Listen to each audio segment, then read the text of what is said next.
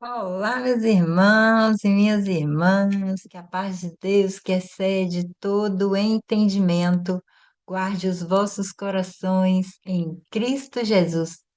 O poder de um testemunho transformado. Já começo aqui com uma pergunta para você refletir.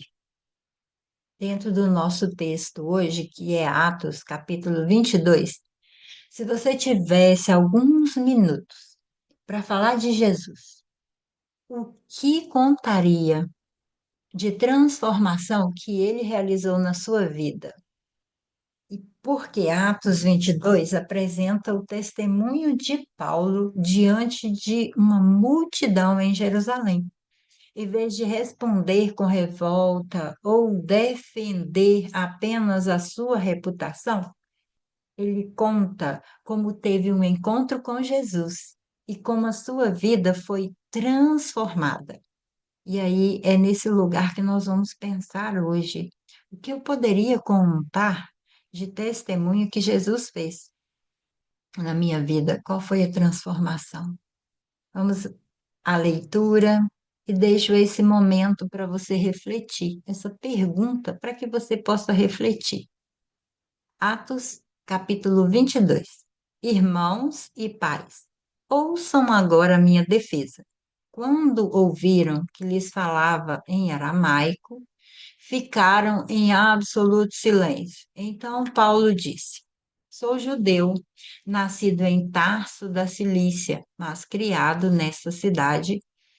Fui instruído rigorosamente por Gamaliel na lei de nossos antepassados, sendo tão zeloso por Deus quanto qualquer de vocês hoje.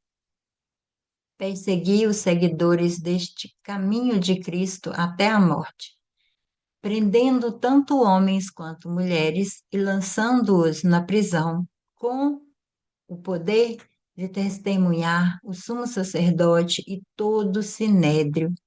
Deles cheguei a obter cartas para seus irmãos em Damasco e fui até lá, a fim de trazer essas pessoas a Jerusalém como prisioneiras para serem punidas. Por volta do meio-dia, eu me aproximava de Damasco quando de repente uma forte luz vinda do céu brilhou ao meu redor.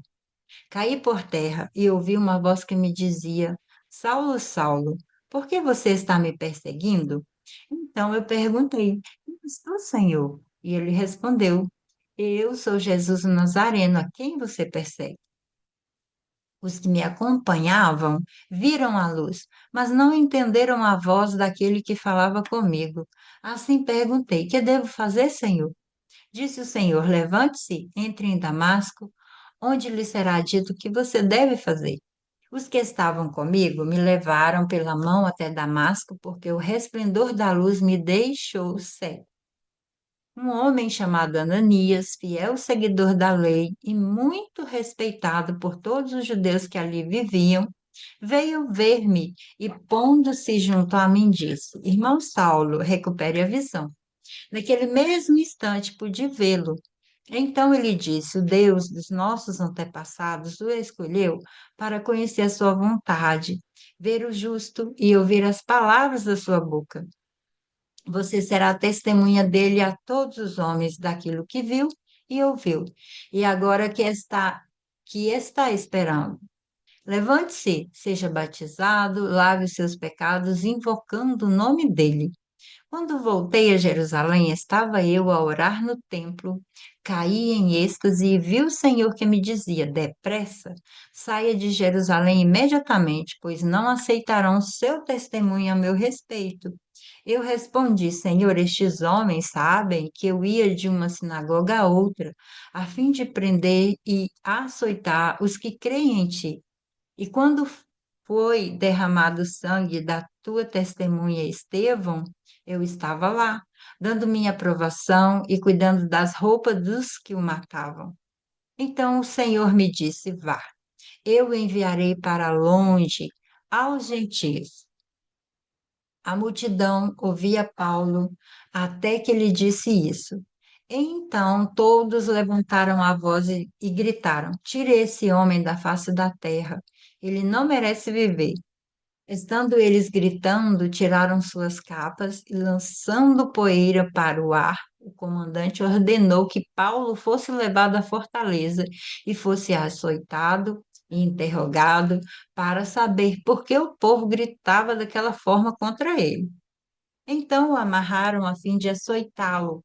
Paulo disse ao centurião que ali estava: Vocês têm o direito de açoitar um cidadão romano sem que ele tenha sido condenado? Ao ouvir isso, o centurião foi prevenir o comandante. Que vais fazer? Este homem é cidadão romano. O comandante dirigiu-se a Paulo e perguntou-lhe: Diga-me, você é um cidadão romano? Ele respondeu: Sim, sou. Então o comandante disse: Eu precisei pagar um elevado preço por minha cidadania. Respondeu Paulo: Eu a tenho por direito de nascimento. Os que iam interrogá-lo retiraram-se imediatamente. O próprio comandante ficou alarmado ao saber que havia prendido um cidadão romano. No dia seguinte, visto que o comandante queria descobrir exatamente por que Paulo estava sendo acusado pelos judeus, libertou-o e ordenou que se reunissem os chefes dos sacerdotes e todo o sinédrio. Então, trazendo Paulo, apresentou-o a eles.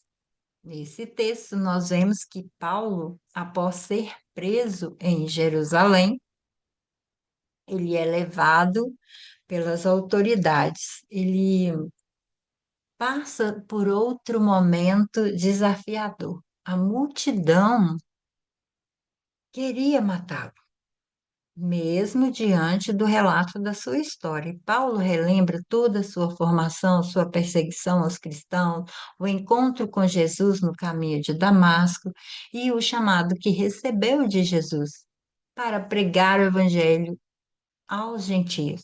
Sua defesa não é baseada em argumentos humanos, mas no agir de Deus na sua vida. Deus transforma qualquer história. Paulo era um perseguidor da igreja e, mesmo assim, Deus o chamou para ser um dos maiores anunciadores do evangelho. Nenhum passado é tão difícil que a graça de Deus não possa transformar. Deus continua escrevendo novas histórias. Não sei qual é seu passado, não sei como é sua vida. Só sei que a graça de Deus pode te alcançar também e transformar sua vida. Um encontro com Jesus muda completamente a vida de qualquer ser humano, assim como o encontro de Paulo com ele no caminho de Damasco. Aquele encontro mudou todos os planos de Paulo e seus valores e seus propósitos. E aqui nós podemos aplicar que o verdadeiro cristianismo não é apenas conhecer sobre Jesus, mas permitir que ele transforme a nossa vida. Deus vai chamar pessoas comuns para cumprir grandes propósitos. Ananias diz a Paulo que ele seria testemunha de tudo que havia visto e ouvido. Então, todos os experimentam a graça de Deus, todos aqueles que querem experimentar a graça de Deus são chamados a compartilhar o seu testemunho, que Deus é na sua vida. O que Deus tem feito por você? Como Deus tem cuidado? Nosso testemunho pode alcançar muitas pessoas. E Paulo utilizou da sua própria história para anunciar Cristo. Ele falou daquilo que Deus tinha feito na sua vida. Então, nós não precisamos responder todas as perguntas, mas ninguém pode negar aquilo que Deus fez na nossa história. Permanecer fiel mesmo diante das rejeições. Como que eu vou aplicar tudo isso na minha vida? Nunca permita que o seu passado defina o seu futuro. Compartilhe aquilo que Deus fez na sua vida. Seja fiel ao chamado que ele te confiou e não tenha vergonha do Evangelho. Lembre-se que Deus usa as nossas vidas, as nossas histórias para transformar vidas, para transformar histórias de outras pessoas. E aqui nós vemos que ele é especialista em transformar perseguidores e discípulos.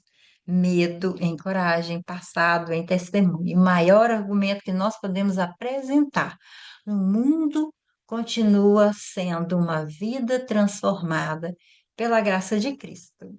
Então, responda se alguém te perguntasse sobre a sua história. Qual você contaria agora? Qual seria seu testemunho de transformação? O que que Deus tem feito na sua vida? Porque Ele tem trago para a sua vida muitos benefícios, Ele tem te transformado. O que você contaria ao mundo? Até nosso próximo momento de leitura da Palavra de Deus.